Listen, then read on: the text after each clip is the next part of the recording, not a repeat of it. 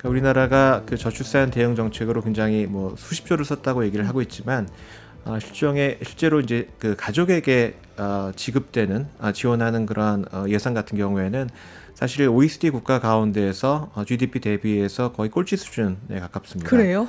예, 그 뭐 굉장히 많이 준다고 생각을 하지만 네. 실제로 그 가족, 아이를 가진 가족에 가는 어떤 예산의 비율이라고 하는 것은 다른 OECD 국가들에 비해서 매우 낮은 편이고요. 단기적인 대책에서 좀 넘어서서 좀 더 중장기적이고 근본적인 대책이 필요하지 않을까. 그러나 아까도 말씀드렸듯이 한국에서 아이를 낳기 힘든 이유가 그런 뭐 육아 문제라든가 그런 그 비용 문제도 물론 있겠지만 좀 더 근본적인 문제, 그러니까 아이를 낳아도 아이가 행복하지 못하고 그 아이를 네. 걱정해야 되는 그러한 여러 가지 그러한 조건들. 네, 안녕하세요. 경제자유살롱 경자 포커스 시간입니다. 전 SBS 김혜민 기자고요. 오늘 정성문 아나운서는 개인적인 일이 있어서 참석을 못했습니다. 통계청이요, 최근 이제 합계 출산율 얘기를 계속 발표를 하고 있는데, 얼마 전 기사를 보니까 앞으로는 지금 0.7명대죠. 0.6명대까지 떨어질 수도 있다. 이런 전망을 내놨습니다. 이대로라면 20년 뒤에 우리나라 이 전체 인구가 5천만 명 아래로 떨어질 거다. 또 아이보다도 노인들이 더 많아질 거다. 이런 예측까지 나오고 있죠. 국가 소멸까지 거론되는 이 저출산 문제. 과연 해법은 없을까요? 오늘은 이철희 서울대 경제학부 교수님 모시고 이야기 자세히 나눠보겠습니다. 교수님 안녕하세요. 네, 안녕하세요. 네, 경제학부 교수님이시지만 그래 저출산과 이 경제가 사실 큰 관련이 있잖아요. 그래서 오늘 좀 자세히 이 문제를 같이 얘기를 나눠보겠습니다. 네. 네, 통계청이요, 최근에 우리나라 합계 출산율 내년에는 더 떨어져서 0.6명대까지도 떨어질 수 있다, 이런 얘기를 했거든요. 네. 교수님 보시기에 어떠세요? 출산율이 0.6이나 0.7대로 떨어진다는 것은 전 세계적으로 봐도 굉장히 의미 없이 낮은 수준이고요. 어떻게 이해하시면 좋냐면은 보통 한 세대를 유지하는 데 필요한 그 출산율이 2.1 네. 그 정도 수준입니다. 2.1. 예. 네. 그러니까 둘이 낳아서, 그러니까 둘이서 자녀를 낳기 때문에 둘이서 두 명을 정도를 낳아야 계속해서 어떤 세대가 유지가 된다는 것인데요. 이것이 0.7로 떨어진다고 한다면은 한 세대가 지나고 나면은 세대가 3분의 1로 준다는 것을 의미를 합니다. 네. 또 실제로 한국을 보게 되면은 90년대 초에 태어난 출생아 수에 비해서 작년에 태어난 출생아 수가 약 3분의 1 수준이고요. 네. 이렇게 출생 코호트, 이건 이제 한 해 태어나는 아이의 수를 출생 코호트라고 얘기를 하는데, 그 코호트가 이렇게 빠른 속도로 줄게 되면은 우리 사회 여러 가지 불균형 문제가 나타날 수가 있습니다. 그러니까 네, 우리 사회 어떤 여러 문제가 가지, 있을까요? 우리 사회 여러 가지 그 제도, 그러니까 뭐 학교의 정원도 그렇고, 보육시설의 수라든가, 그다음에 뭐 산부인과 의사 수, 이런 여러 가지 그런 제도가 한 해 태어나는 아이의 수, 그러니까 그 해 태어난 사람이 몇 명이냐에 따라서 많이 결정이 되는데요. 근데 갑자기 태어난 아이 수가 뭐 한 10년 사이에 반으로 줄고 30년 사이에 3분의 1로 줄게 되면은 상당한 정도의 불균형이 발생을 하게 되는 것이죠. 그렇군요. 예. 네, 어떤 불균형의 문제가 있을까요? 뭐 예를 들어서 이 산부인과 의사 같은 경우에는 오랜 기간 동안 트레이닝을 받고 이제 의사가 됐는데요. 근데 갑자기 아이 수가 이렇게 뭐 반으로 줄고 3분의 1로 줄게 되면은 이분들이 계속해서 그 일을 할 수가 없게 되겠고요. 그렇겠네요. 예, 그렇다고 해서 이렇게 훈련을 다 받고 그 일을 하고 있기 때문에 갑자기 다른 일을 하기도 좀 어려운 문제고, 사실 의사 같은 경우에는 뭐 다른 일을 하는 것이 좀 낫겠습니다만, 네. 그 외에 뭐 보육시설의 교사라든가, 그다음에 학교의 교사, 뭐 이런 분들 같은 경우에는 갑자기 아이 수가 이렇게 빠른 속도로 줄게 되면은, 그 다른 일자리를 찾기도 굉장히 어렵게 되고, 그런 여러 가지 종류의 불균형이 발생할 수가 있습니다. 네. 이런 얘기도 많이 나와요, 교수님. 나중에는 아이 한 명이 노인 여러 명을 먹여 살려야 된다. 이런 것도 불균형이라고 볼 수 있을까요? 예, 그 연금 제도나 이런 네. 것들이 만들어질 때도 애초에 뭐 기여율이라든가 아니면은 나중에 받을 때의 소득 대체율 같은 것을, 그러니까 산식을 정할 때도 기본적으로는 매년 앞으로 몇 명의 인구가 태어나고 그렇게 됐기 때문에 몇 명의 그 세금을 낼 수 있는 사람들이 몇 명의 고령자들을 부양을 할 것인가, 뭐 이런 것들에 가정을 해서 이런 산식을 만들었는데, 갑작스럽게 그 균형이 깨지게 되면은 우리 뭐 잘 아시겠지만 네. 연금의 재정에 있어서도 상당한 불균형이 발생할 수가 있고요. 그리고 뭐 의료 시스템이라든가 의료가 건강보험 같은 경우에도 마찬가지입니다. 고령자가 굉장히 많이 늘게 되면은 갑작스럽게 의료 서비스에 대한 수요가 늘어나고 현재 있는 여러 가지 의료의 시설이라든가 또는 의사 수가 그것을 감당하기가 어렵게 되는 그런 불균형이 발생을 합니다. 그렇겠네요. 그 통계청이 최근에 이 추계 이 그래프를 발표를 했는데요. 한번 같이 보실까요? 여기 그래프를 보면 2025년에 바닥을 찍고요. 합계 출산율이 그 뒤에는 반등한다. 이런 그래프예요. 네. 그래서 점점 이제 올라가서 나중에 1.08명대까지는 그래도 올라갈 수 있다라는 희망적인 전망을 내놨는데 교수님은 어떻게 보시나요? 뭐, 이 통계청의 장래인구 추계가, 그분들이 뭐 최선의 노력을 해서, 미래를 전망하는 것이긴 합니다만, 네. 그것이 꼭 이루어진다라는 그런 것은 보장하기는 어려운 거고요. 특히 출생아 수 같은 경우에는 앞으로 어떻게 될지 알기가 매우 어렵습니다. 네. 그래서 통계청은 여러 가지 고민 끝에 이제 어떤 식으로 전망을 하냐면은 그 단기 추계, 그러니까 3년이나 4년 정도는 최근 추세를 반영을 해서 출산율이 떨어진다고 가정을 하고 있고요. 네. 그 이후로부터 10년 이후에 그 출산율 같은 경우에는 통계청이 가지고 있는 일정한 모형을 가지고 추정을 하게 됩니다. 근데 그 모형이 성격상 한국과 같이 굉장히 빠르게 출생아 수가 줄고 출산율이 떨어지는 그런 경우를 네. 이 미래를 잘 예측하기가 어려운 그런 모형이고요. 네. 그렇기 때문에 어떻게 보시면 되냐면은 최근 추세를 반영해서 한 3, 4년 정도 뚝 떨어지고 그 후에 10년 이후에는 그 모형을 가지고 추정을 해봤더니 출생아 수나 아니면 출산율이 높고 그 사이를 그냥 잇게 되면은 지금 보시는 이런 이 그래프가 나타납니다. 3년간 떨어졌다가 다시 반등하는 그래프가 나타나는 것이죠. 그렇기 때문에 이것은 앞으로 3년이나 4년 이후에 출산율이나 출생아 수가 반등한다고 하는 어떤 사회 경제적인 특별한 어떤 그 요인이라든가 그런 실증적인 근거가 있는 것은 아니다라는 점을 말씀을 드리겠습니다. 그래요. 네. 이 3년이라는 기간을 보니까 저는 그 전에 코로나 시기가 생각이 나거든요. 네. 이때 이제 결혼을 좀 덜 했잖아요. 코로나 한창 심하다 보니. 그래서 이제 결혼하는 부부가 줄어서 이 출생아 수가 줄었다. 그런데 그 뒤에는 또 늘어났으니까 출생아 수가 늘을 거다. 이렇게 좀 단순한 비교로 네. 봐도 될까요? 두 가지 점을 말씀드리고 싶은데요. 하나는 이 팬데믹 이후에 결혼이 이제 반등을 한 것은 그 이전에 계속해서 그 못하고 미뤘던 분들이 갑자기 이제 많이 해서 결혼 건수가 늘었던 그런 면이 있어요. 그렇기 때문에 이것이 장기적으로 계속 결혼이 는다라는 것을 이제 보장해 주는 것은 아니고요. 그리고 최근에 추이를 보게 되면은 이 출생아 수가 줄어드는 굉장히 중요한 요인 중에 하나가 뭐냐면은 결혼을 해서 자녀를 안 낳는 그런 부부가 굉장히 많이 늘어나고 있습니다. 그런 딩크 네. 뭐 이런 거 딩크라고 말씀하시는 하죠. 거죠? 네. 딩크족이 늘어난 것이 뭐 제가 계산을 해보면은 지난 10년 동안 출생아 수 감소한 것에 뭐 거의 절반 정도를 설명을 하거든요. 그렇기 때문에 결혼 건수가 늘어난다고 해서 그것이 반드시 출생아 수의 증가로 이어진다라는 보장이 현재로서는 없는 것이죠. 그렇군요. 교수님 말씀 들어보니까 통계청의 이 그래프대로 가지 않을 가능성이 좀 높을 거다라는 생각이 듭니다. 그런데요, 이제 우리나라 합계 출산율을 보고 세계에서도 많이 놀라고 있어요. 해외에서 그런 기사도 많이 나오고. 그렇다면 해외는 우리나라만큼의 상황은 아니다라고 봐도 될까요? 뭐 전반적으로는 그렇습니다. 특히 이제 우리나라하고 많이 비교를 한 것들은 다른 OECD 국가들인데요. 네.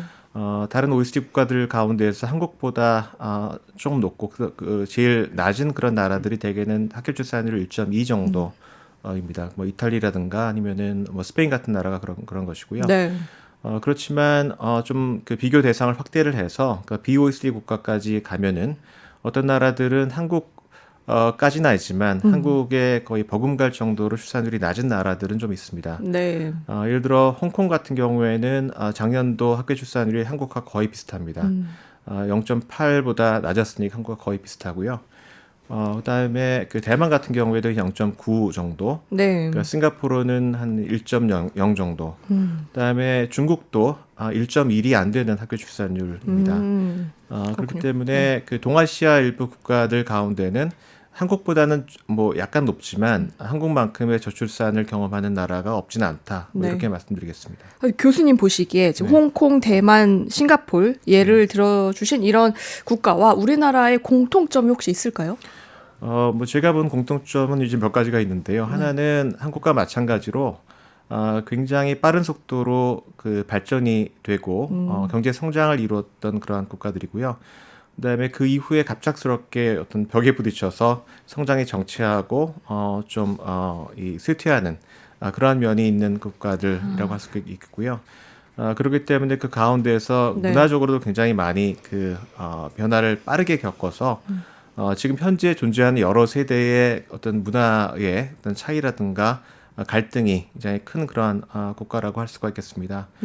또 하나는 지금 이 국가들을 보시면 아시겠지만 많은 국가들이 그렇게 편하게 살 수 있는 국가들은 아니에요. 굉장히 그 경쟁이 좀 심하고 네, 정말 열심히 정말 빡세게 살지 않으면은 맞아요. 굉장히 살아남기 힘든 그런 나라이고 특히 홍콩 같은 경우에는 최근에 뭐 여러 가지 정치적인 사태 때문에 미래에 대한 전망이 그렇게 투명하거나 밝지 않은 그런 면이 있는 것 같고요. 네. 대개는 그런 것들이 좀 공통점이 아닌가 생각을 합니다. 그러네요. 홍콩도 집값이 너무 비싸서 네, 집 사기가 어렵다. 뭐 이런 얘기도 많이 들렸는데 한국과 상황이 좀 비슷한 것 같습니다. 세계적으로 사실 경제가 지금 계속 어렵다 얘기를 하잖아요. 그럼 다른 나라들도 혹시 합계 출산율이 앞으로 떨어질 가능성이 좀 있을까요? 최근에 특히 팬데믹 이후에 적지 않은 나라에서 약간씩 학교 출산율이 떨어지는 경향이 발견이 되고요. 네. 일본도 최근에 출산율이 많이 떨어지고 있습니다. 일본도요? 일본도 네. 출산율이 떨어져서 지금 여러 가지 굉장히 시급한 대책을 좀 많이 마련하고 있는 걸로 알고 있고요. 네. 그런데 이제 이것이 얼마나 장기적인 추세인지는 알기는 좀 어렵고요. 좀 이제 지켜봐야 될 것 같고, 다만 그 출산율이라고 하는 것이 이게 단기적인 어떤 요인에 의해서만 결정되는 그런 것은 아닙니다. 그러니까 결혼을 하고 아이를 낳는 결정이라고 하는 것은 굉장히 먼 미래를 내다보고 하는 결정이기 때문에 올해 사정이 안 나아진다고 하면은 뭐 약간 미루는 그런 면이 있겠지만 그렇다고 해서 이 결정 자체를 바꾸는 이제 그런 요인으로는 별로 작용하지는 않은 것 같고요. 이 뭐 한국이라든가 뭐 최근 동아시아 국가에서 출산율이 매우 낮은 이유는 네. 그런 단기적인 경제적인 어려움보다는 좀 더 근본적이고 구조적인 그런 요인 때문에 나타나는 것이 아닌가 생각을 합니다. 아, 그렇군요. 그렇다면 우리나라는 언제부터 이렇게 출산율이 낮아졌을까요? 이것도 경제랑 좀 맞물려 있을까요? 꼭 경제에 맞물려 있는 것은 아니고요. 한국의 출산율이 낮아진 것은 굉장히 오래전부터입니다. 그러니까 되게 1960년 경에 그 출산율을 보면은 되게 평균 6명 정도 아이를 낳는 걸로 알려져 있고요. 평균 합계 예. 출산율이 6명, 그때는 6명이었다는 이 말씀이시죠? 통계가 지금처럼 이런 통계가 완비가 되어 있지는 않기 때문에 이걸 정확히 알 수는 없고요. 네. 근데 대체적으로 봐서 이제 합계 출산율 개념으로 한 6 정도였다라는 것이죠. 네. 근데 뭐 대부분의 정근대 사회가 그렇습니다. 그러니까 이 개발이 되기 전에는 되게 그 정도 출산율을 유지를 하는데요. 근데 한국이 놀라운 것은 불과 23년 만에 그것이 3분의 1로 줍니다. 그러니까 1983년이 되게 되면은 대개는 2.0보다 좀 높은 수준으로 떨어지고요. 네. 84년이 되면은 1.7대로 떨어져요. 네. 그렇기 때문에 한 25년이 사이에 상당히 빠른 그 출산율 하락을 경험을 했고요. 그 이후로부터는 이제 서서히 감소를 해오고 있다가 2020년 이후에 그러니까 그 외환위기 직후인데요. 네. 그 이후에 이제 뚝 떨어졌습니다. 그래서 굉장히 많이 떨어졌고 뭐 잘 아시다시피 2005년에는 굉장히 낮은 수치를 찍어서 2005년에요. 2005년에 네. 굉장히 낮은 수치를 찍어서 상당히 이제 사람들이 거기에 대해 경각심을 갖게 되고 저출산 대응 정책도 이제 그때부터 마련을 하기 시작했고요. 네. 그래서 한동안 이제 그 수준에서 왔다 갔다 하다가 되게 한 2015년 이후부터 정말 매년 한 해도 쉬지 않고 계속해서 감소하는 그런 추이를 보이고 있습니다. 그렇군요. 그러면 지금 떨어지기 시작한 거는 이미 83년도. 더 84년도. 뒤로 거슬러 올라가면은 될까요? 1960년대이지만 네. 그때부터 떨어진 것은 뭐 경제적인 상황 때문에 그런 것은 아니고 네. 소위 말하는 뭐 근대화라든가 도시화 뭐 그런 것에 영향을 받았고 그다음에 한국도 그 가족계획 정책을 실시를 했습니다. 그랬죠. 그래서 그때는 조금 나와서 잘 키우자. 예. 적게 나와서. 그래서 그 영향도 어느 만큼 받은 것 같고요. 그래서 그것은 보통 일반적인 다른 선진국들이 경험했던 것과 비슷한 그런 그걸 좀 압축적으로 경험한 사례가 되겠고요. 다만 80대 중반부터 지금까지 떨어지고 있는 이유는 이제 여러 가지 그 사회 경제적인 요인이라든가 그런 것이 겹쳐서 나타나는 것이고 특히 이제 아주 그 간단하게 말씀드린다고 한다면은 네. 자녀의 비용은 높아지고 자녀의 편익은 줄어드는 그런 사회경제적인 변화를 반영을 해서 출산율이 떨어지고 있다. 뭐 그렇게 말씀을 드리겠습니다. 그 말이 굉장히 자녀의 비용은 높아지고 편익은 네. 낮아진다. 네. 이 말이 굉장히 뭐랄까 계산적이긴 하지만 맞는 네. 말인 것 같습니다. 네, 마음에 와닿는데요. 그렇다면 저희가 그 한국이 지금 0.7이라는 합계 출산율을 기록하고 앞으로는 0.6대로 떨어질 수 있다고 하는데 과연 역사적으로 이 정도의 합계 출산율을 보였던 시대나 나라가 있었을까요? 그 수준으로 봐서는 제가 아는 한에 있어서는 없고요. 다만 급격하게 굉장히 낮은 수준으로 출산율이 떨어졌던 그런 사례는 좀 있는 것 같습니다. 네. 그러니까 뭐 가장 가까운 그 예를 든다고 한다면은 1980년대 말, 그러니까 90년 경에 이 러시아를 비롯한 그런 동유럽 국가들이 네. 체제 변혁이 있었죠. 그래서 상당히 사회적으로 혼란한 그런 시기가 있었고 미래에 대한 전망도 불투명해지는 그런 시기가 있었는데 네. 그 시기에 그 러시아라든가 우크라이나 같은 그런 체제 변혁 국가들이 2가 좀 넘는 그런 수준에서 거의 그 학교 출산율 1에 가까운 수준으로 그러니까 10년 사이에 절반으로 출산율이 하락한 적이 있었습니다. 네. 그렇지만 그 이후에 좀 물론 반등을 좀 했고요.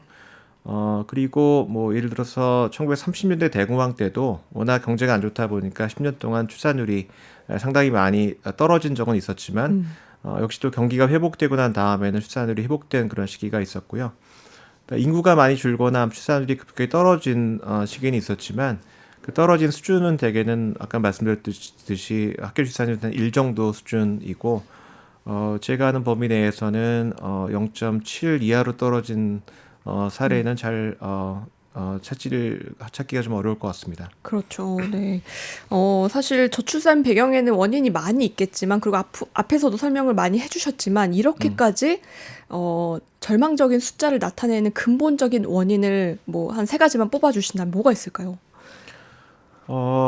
그 가장 근본적인, 심층적인 요인으로 간다고 한다면은, 저는 아무래도 우리 사회의 여러 가지 구조적인 문제 가운데에서도 그러니까 불평등의 심화 문제하고 그로 불평등. 말미암은 경쟁의 심화가 여러 가지 그러한 그 이후에 드러나는 그보다 더 겉에 있는 그러한 문제의 어떤 근원이 아닌가 생각을 합니다.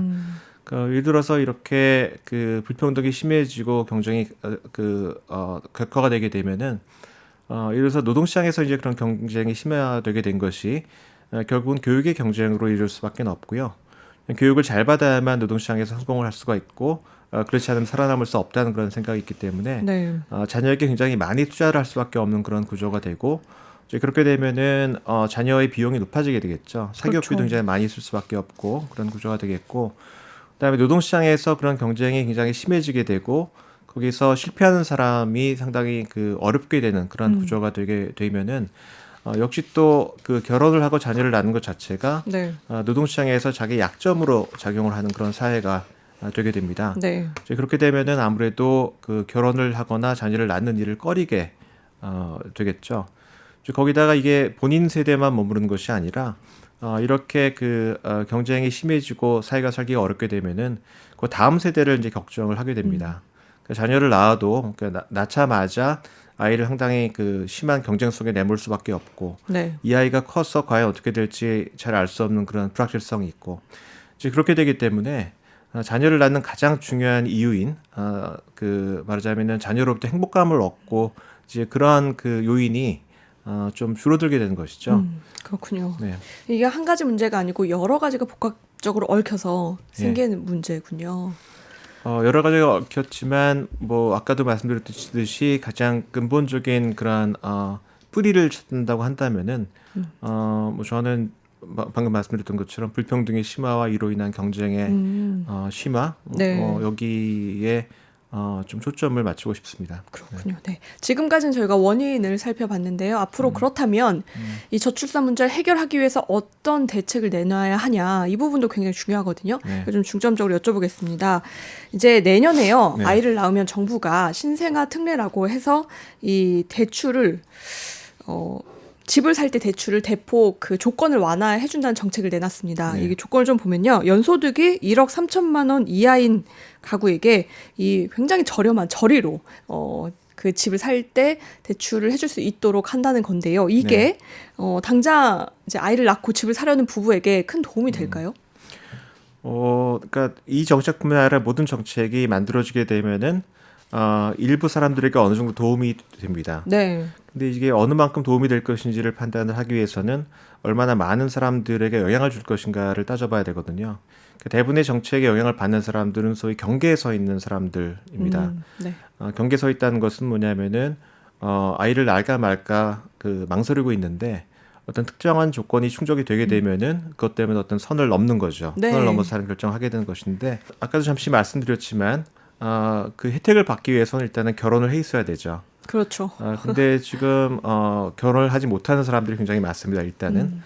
그리고 결혼이 줄어든 것 자체가 출생아 수 줄어드는 그것의 상당한 부분, 그 절반 이상을 설명하는 그런 요인이 되겠고요. 네. 그다음에 그 결혼을 하더라도 결국 이제 아이를 낳아야 될 텐데 그렇게 마음 먹고 있는 사람 중에서 지금 현재 이게 집만 해결이 되면은 그것도 저리로 융자를 얻어서 집만 해결할 수 있으면은 아이를 낳을 수 있겠다고 생각되는 분들에게는 분명히 정책이 이제 효과가 있을 거라고 생각이 됩니다.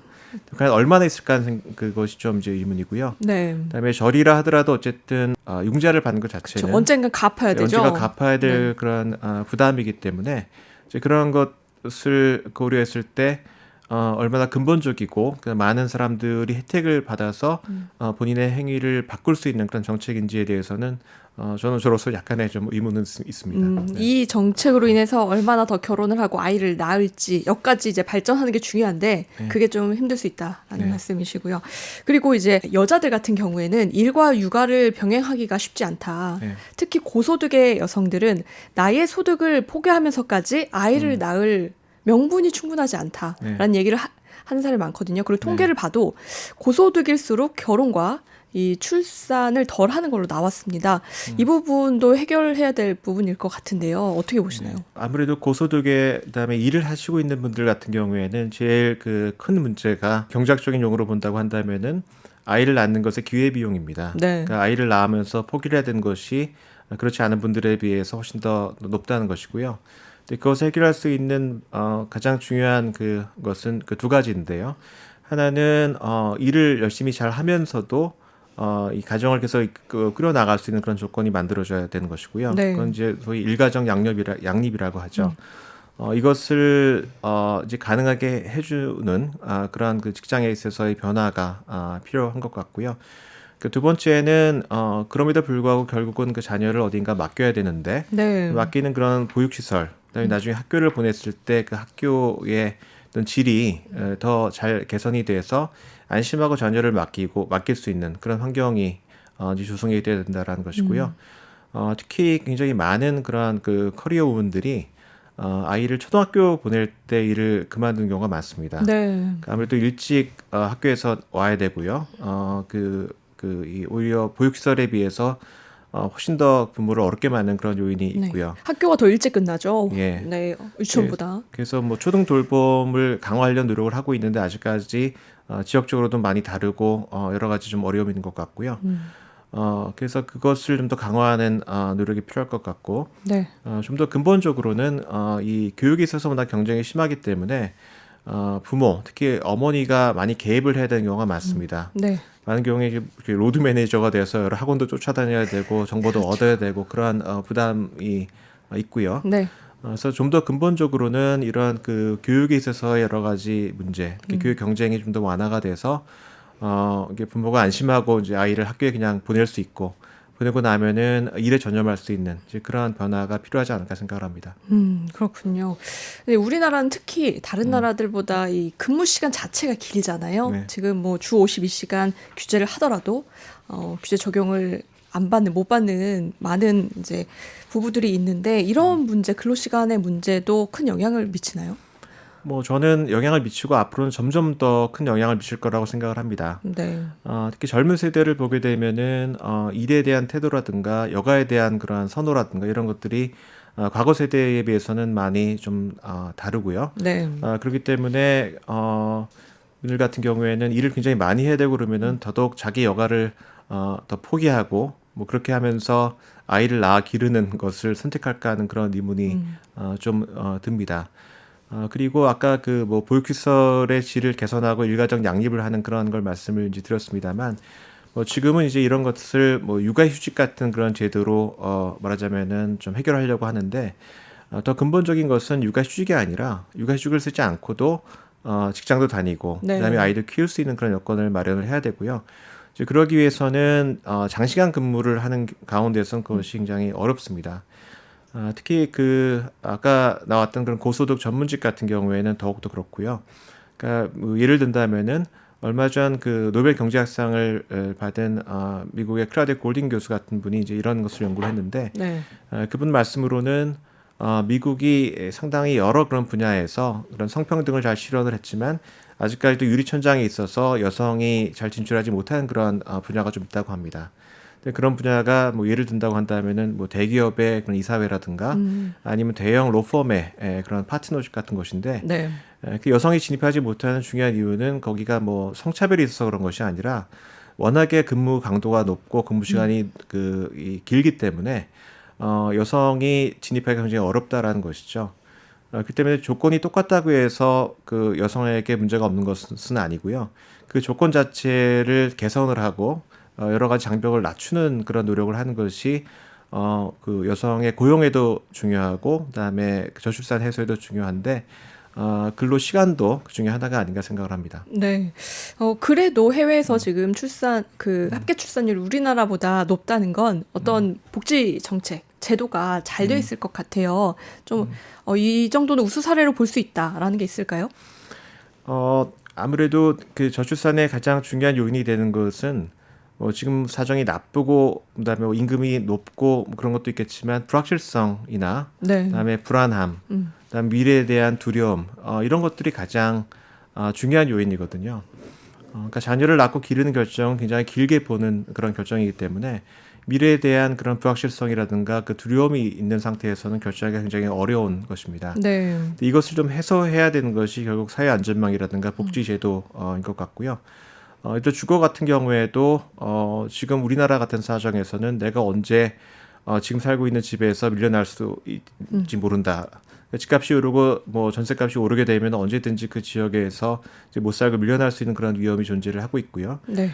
그다음에 그 뭐 주택을 소유를 하지 않으면 안정적으로 내가 그 이 주거를 하기 어렵다라는 그런 생각을 갖고 있는 경우도 많습니다. 네. 그다음에 일자리 같은 경우도 내가 실직을 하거나 아니면은 그 직장에서 뭔가 문제가 발생했을 때 어떤 일이 발생할지 모른다라는 그런 두려움도 있고요. 그러니까 결국 사회 안전망이라든가 복지 제도가 이런 부분을 메워줘야 미래에 대한 좀 더 확신을 가지고 적어도 자녀를 낳고 싶은 사람들 같은 경우에는 그 결정을 할 수 있게 되지 않을까 생각을 합니다. 네. 그럼 해외 좀 모범 사례로 보일 만한 국가들이 네. 있을까요? 제가 예를 네. 들어보면 프랑스 같은 경우는 만 3세부터 이 의무 교육으로 어린이집을 보내야 된다라고 알고 있어요. 네. 그렇다면 엄마의 부담이 많이 줄어들 것 같거든요. 뭐 이런 뭐 사례들이 좀 있을까요?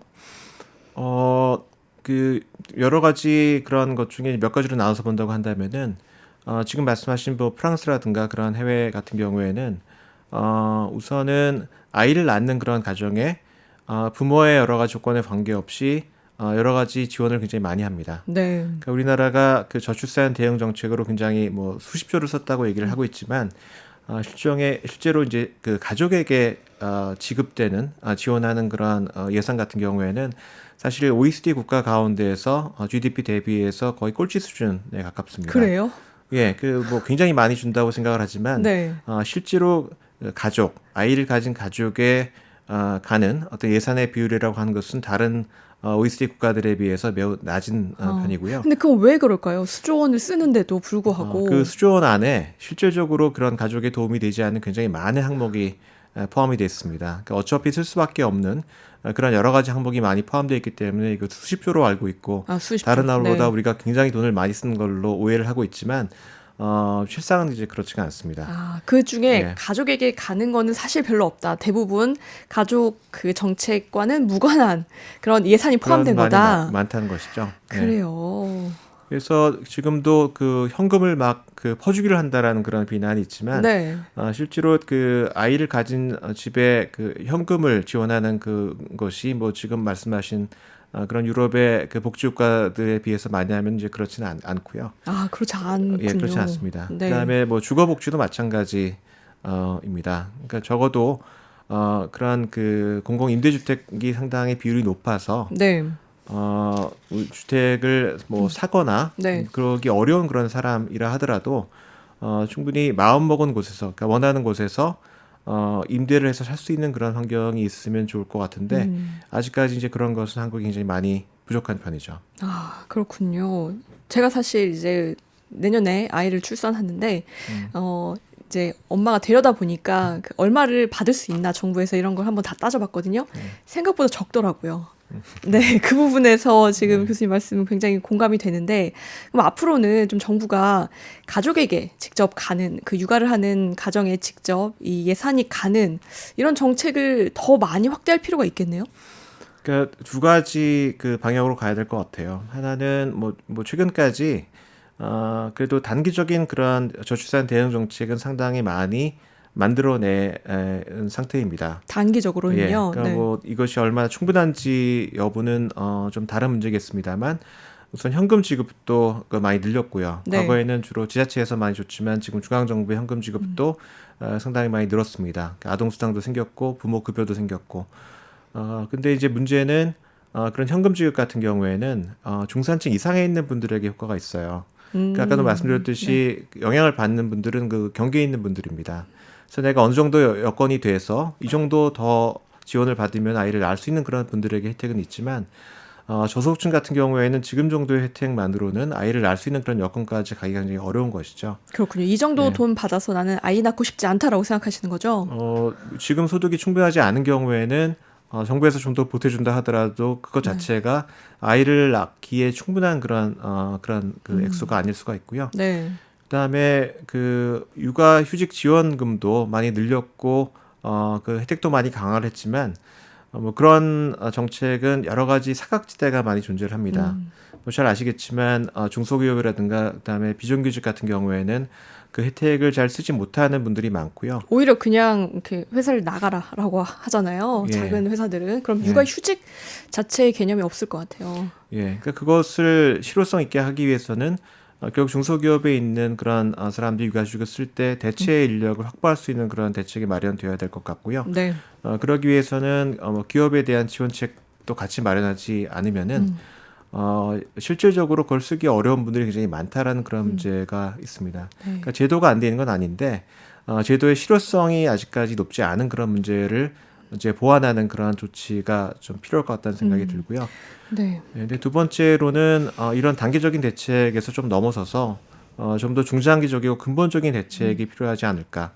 그러나 아까도 말씀드렸듯이 한국에서 아이를 낳기 힘든 이유가 그런 뭐 육아 문제라든가 그런 그 비용 문제도 물론 있겠지만 좀 더 근본적인 문제. 그러니까 아이를 낳아도 아이가 행복하지 못하고 그 아이를 네. 걱정해야 되는 그러한 여러 가지 그러한 조건들. 그런 그다음에 소득의 안정성이 굉장히 낮고 미래가 불투명한 그런 여건들이 근본적으로 개선되지 않으면은 네. 출산율이 그 상당히 많이 높아지기는 어려울 것 같고요.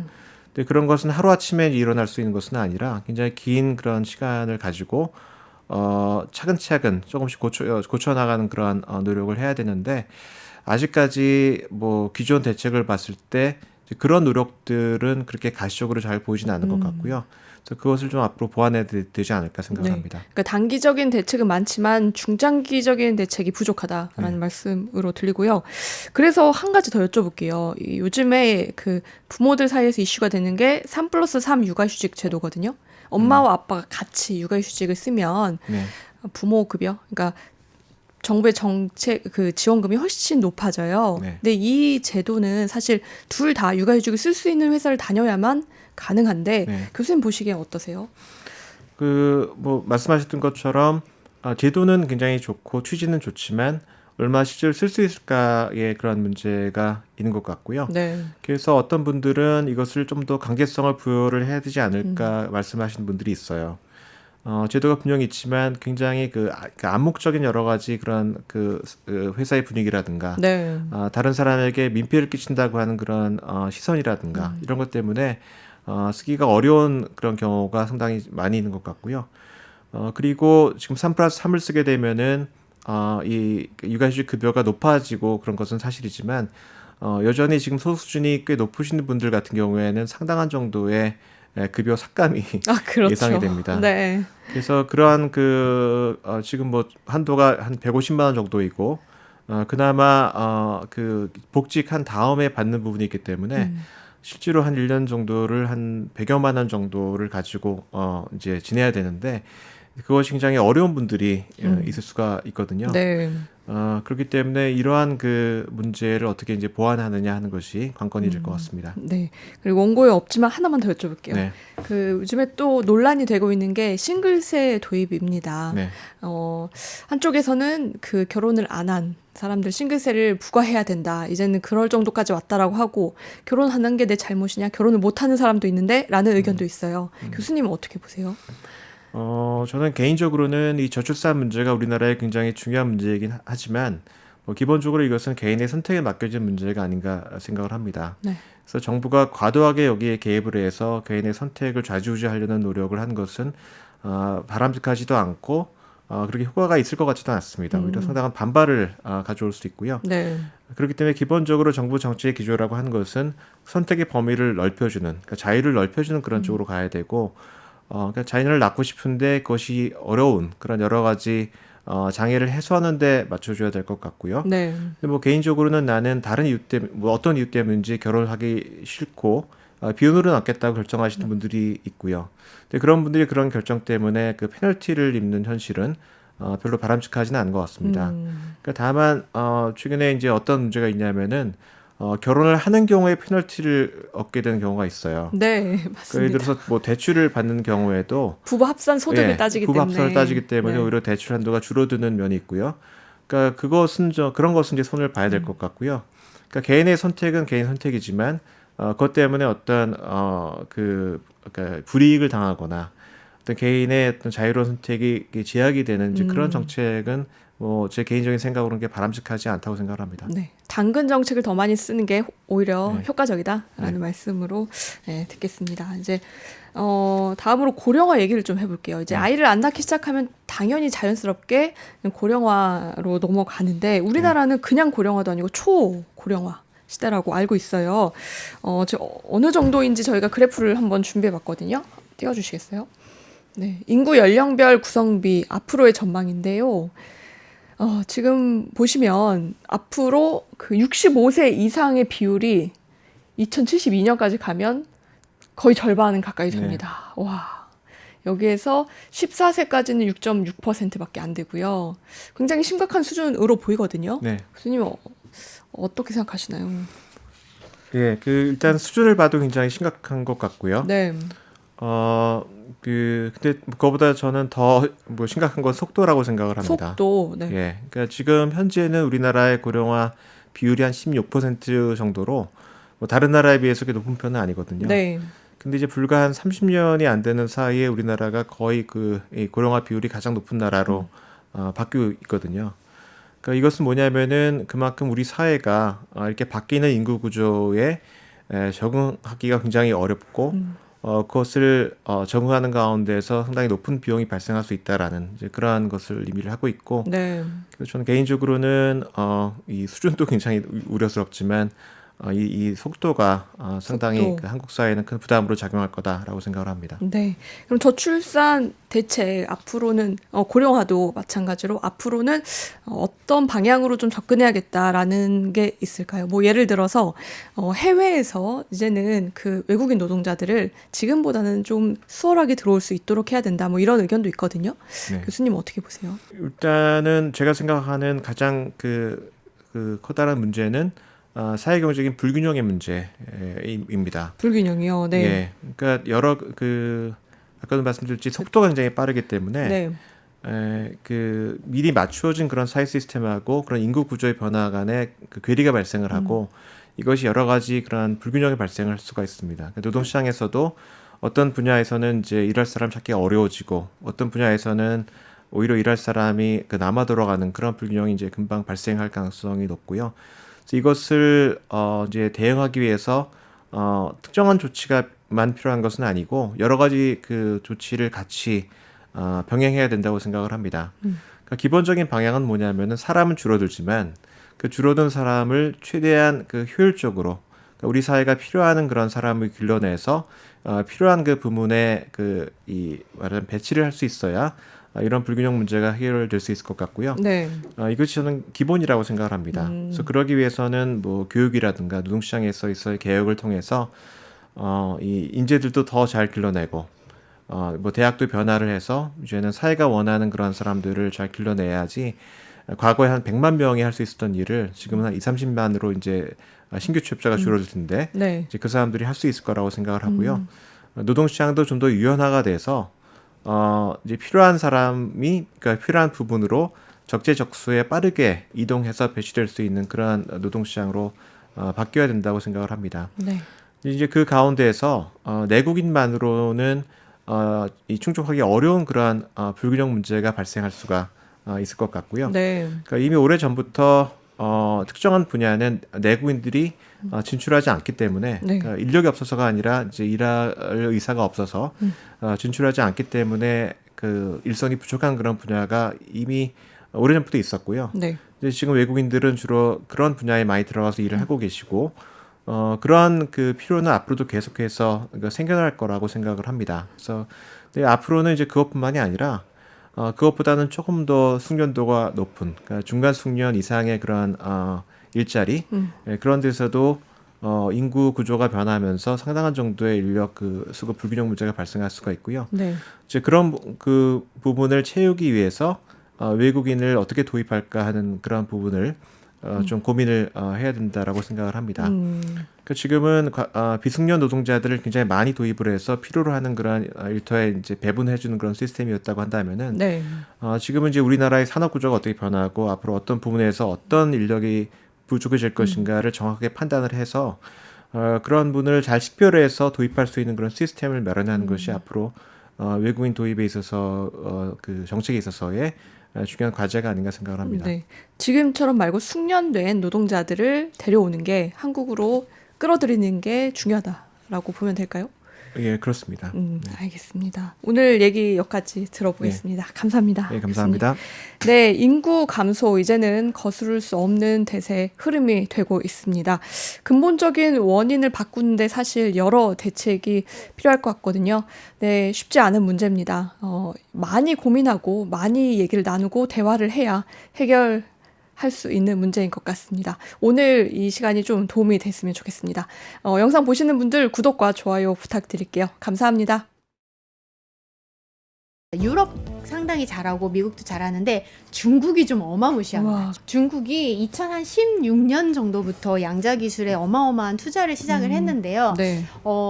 정말 차세대 기술 패권의 핵심이라고 보고 아. 네, 투자를 하고 있다고. 와. 특히 이제 보안하고 직결이 되는 문제다 보니까 네. 양자 기술을 잡는 나라가 아마 다음 세대에서 기술 패권을 가질 것이다 라고 생각하는 견해입니다. 네, 안녕하세요. 경제자유살롱 경자포커스 시간입니다. 저는 SBS 김혜민 기자고요. 네, 정성문입니다. 반갑습니다. 네, 오늘은 좀 새로운 그리고 저희가 거의 접해보지 못한 분야를 한번 공부를 해보려고 합니다. 바로 양자 암호통신인데요. 네. 말만 들어도 어렵다는 생각이 바로 들죠. 양자도 모르겠고 암호도 모르겠고 그러니까요. 통신도 모르겠고 근데 사실 저희는 모르지만 이 양자 암호통신이 2030년에는 24조 원까지 늘어날 예정이라고 해요. 네. 어마어마한 규모죠. 그리고 국내에 있는 이동통신 3사도 이 기술로 각광을 받고 있다고 하는데요. 저희가 전문가를 모시고 자세한 얘기 한번 들어보겠습니다. 저희가 모신 분은 고려대 물리학과 최은미 교수님이시자 하버드대 물리학과 박사님이십니다. 안녕하세요. 안녕하세요. 오랜만에 뵙습니다. 네. 두 번째 저희 채널에 나와주시는데 네. 오실 때마다 하버드대 박사 아니 고려대 지금 교수님이신 게 중요한 거죠. 네. 양자 암호 통신 저번에 나오셔서 양자 컴퓨터 네. 설명해 주셨는데 네. 양자 암호 통신은 그거하고는 다른 거죠? 네, 조금 다릅니다. 지금 현재 기술들은 통신과 암호가 따로따로 개발이 돼서 저희가 쓸 때만 이제 합쳐서 쓰고 있는데요. 네. 사실 양자 분야로 들어가면 암호랑 통신을 완벽히 분리해서 생각하는 게 조금 어렵습니다. 그래서 보통 저희는 이제 양자, 암호, 통신을 같이 묶어서 양자 분야에서는 다루는데요. 오늘은 그 얘기도 같이 드리려고 합니다. 암호화 안 한 통신은 양자 세계에서는 어렵다. 그렇죠. 양자라는 특색을 이제 띠는 순간 약간 암호의 성질을 약간 내재적으로 가지고 있다라고 보시는 게 더 맞을 것 같습니다. 네, 전혀 이해가 안 가지만 네. 설명을 부탁드립니다. 그 네. 어. 양자가 왜 암호가 없으면 활용되기가 어려울까요? 이 암호라는 게 결국 상대방이 모르게끔 정보를 전달하는 방식이고 아니면은 혹시 상대방이 도청을 했을 때 그거를 알아채는 방법을 말하는데요. 양자에서는 양자 세계에서는 측정이라는 좀 특별한 양자가 가진 성질이 있는데 그 양자에서의 측정을 이용을 하면은 상대방이 원하는 사람이 아닌 다른 사람이 측정을 하면 바로 알아챌 수가 있습니다. 그래서 양자의 세계에서는 약간 암호가 내재적으로 포함되어 있다라고 보실 수도 있는 것 같습니다.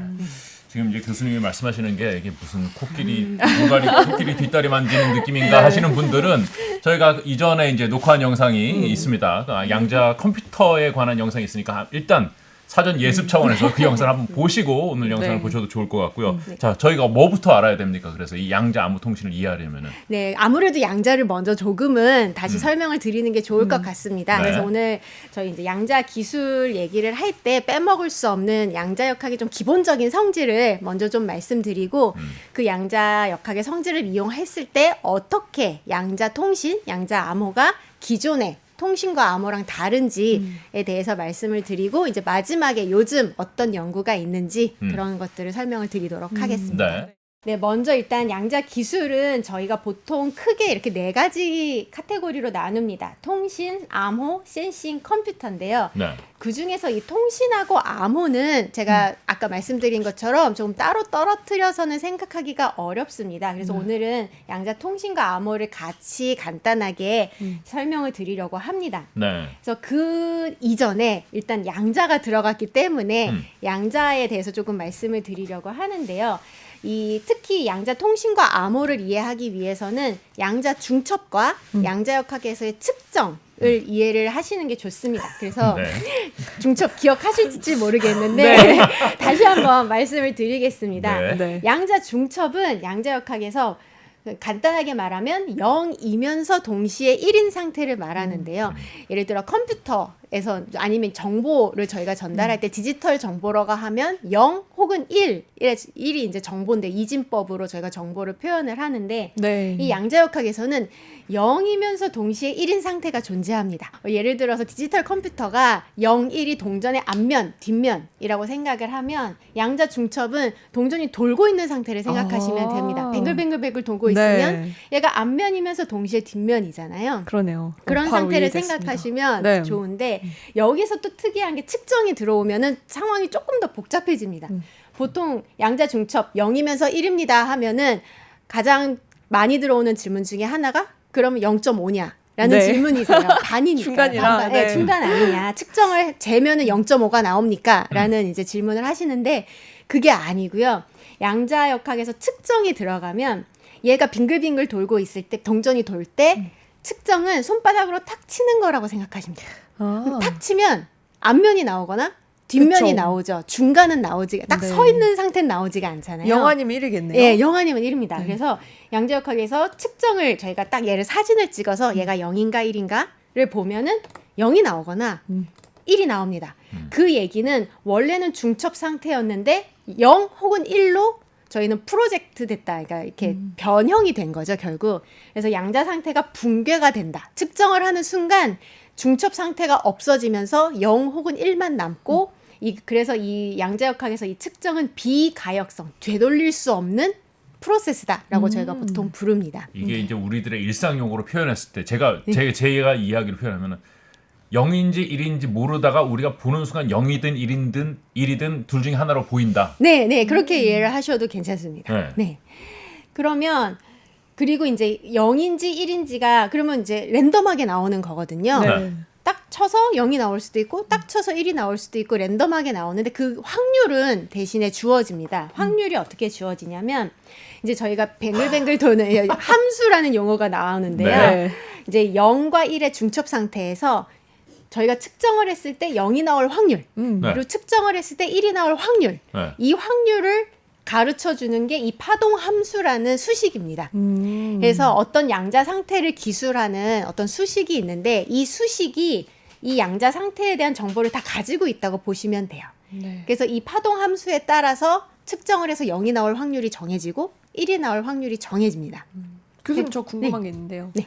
이걸 무한대로 돌리다 보면 그 0이 나올 확률과 1이 나올 확률은 각각 50% 아닌가요? 제가 보여드린 그러니까 어떤 특정 중첩 상태, 그러니까 동전이 뱅글뱅글뱅글 도는 것 같은 중첩 상태는 정말 0이 나올 확률과 1이 나올 확률이 반반인 중첩 상태입니다. 아, 네. 그런데 중첩 상태 자체는 좀 더 넓은 개념이라서요. 예를 들어 확률이 1대 9인 중첩 상태가 있을 수도 있고 3대 7인 뭐 중첩 상태를 만들어줄 수도 있습니다. 아. 근데 가장 많이 저희가 만들고 쓰는 상태는 역시 반반 나오는 중첩 상태를 가장 많이 활용을 합니다. 네.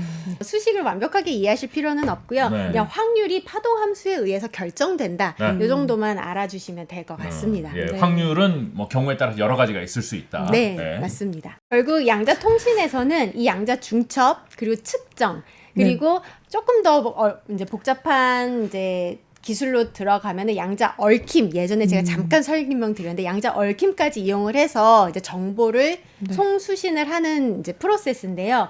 그러면 양자 정보 통신이 어떤지에 대해서 말씀을 드리려면 일단 네. 현재 지금 저희가 보통 이제 저희 양자 분야에서는 고전적인 방법이라고 부르는 현재 시스템이 어떻게 작동하는지에 대해서 먼저 말씀을 드리겠습니다. 네. 그럼 현재 이제 어떤 저희가 다른 사람에게 정보를 이제 보내고 싶을 때 이렇게 두 명의 사람이 송신자, 수신자가 있고 제가 예를 들어서 0이라는 정보를 보낸다고 생각을 해보겠습니다. 네. 그럼 0을 이렇게 보냈어요. 네. 보내면 가겠죠? 네. 그죠. 그러면 받는 사람이 이 받은 정보를 이제 측정을 해서 사진을 찍어서 아 얘가 0이구나 라는 걸 알게 됩니다. 여기까지는 뭐 당연하죠. 그런데 만일 중간에 도청하는 사람이 있어요. 근데 고전적인 경우 같은 경우는 측정이 원래 정보에 아무런 영향을 주지 않습니다. 말인즉슨 이렇게 제가 송신자가 0이라는 정보를 보내는데 가는 도중에 도청자가 이게 뭔가 하고 먼저 들여다봤어요. 그래서 아 이게 0이구나 라고 알고 측정을 하고 나서 모르는 척 얘를 다시 보냅니다. 그러면 이 정보는 도청자가 도청을 했음에도 불구하고 아무런 변화가 없기 때문에 수신자는 똑같은 정보를 받고 아 얘가 0이구나 라는 걸 알고 이 정보가 도청을 당했는지 안 당했는지를 알 수가 없습니다. 네. 그렇죠. 네, 알 수가 없죠. 그래서 이제 문제가 되는 겁니다. 그래서 이렇게 되면은 저희가 민감한 정보를 그대로 이제 통신을 할 수가 없기 때문에 현재 쓰이는 방법은 암호를 이용하는 방법입니다. 그래서 똑같이 이제 정보를 보낼 건데 네. 이번엔 저희가 열쇠를 송신자와 수신자가 똑같이 나눠 가집니다. 이거를 키 분배라고 하는데요. 이 키를 열쇠를 이용해서 저희가 암호를 만들 거예요. 그래서 0이라는 정보를 열쇠를 이용해서 A라고 변환을 시켜줍니다. 그리고 이 A를 이제 통신망에 보내게 됩니다. 그러면 도청자는 측정을 했는데 A예요. 네. 이 A는 뭘까? 라고 이제 퀘스천 마크. 이 사람은 열쇠를 가지고 있지 않기 때문에 이 A가 무슨 정보인지 파악을 못하고 그대로 이제 이 정보를 다시 수신자에게 보내게 됩니다. 네. 근데 수신자는 열쇠를 가지고 있기 때문에 이 A라는 정보를 받아서 열쇠로 풀면 아 얘가 0이었구나 네. 하고서 이제 민감한 정보를 문제없이 받아들일 수 있는 거죠.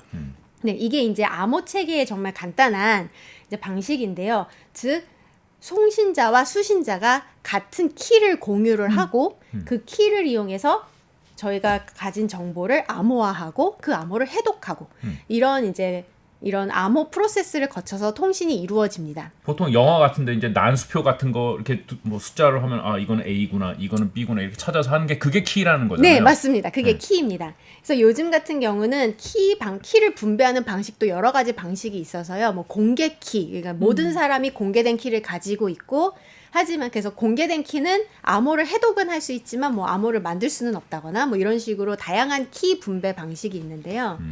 그것 중에 가장 기본적이고 예전에 많이 쓰였던 방법 중에 RSA 공개 키라는 게 있습니다. 네. 이건 사람의 이니셜을 따서 만든 이름인데요. 네.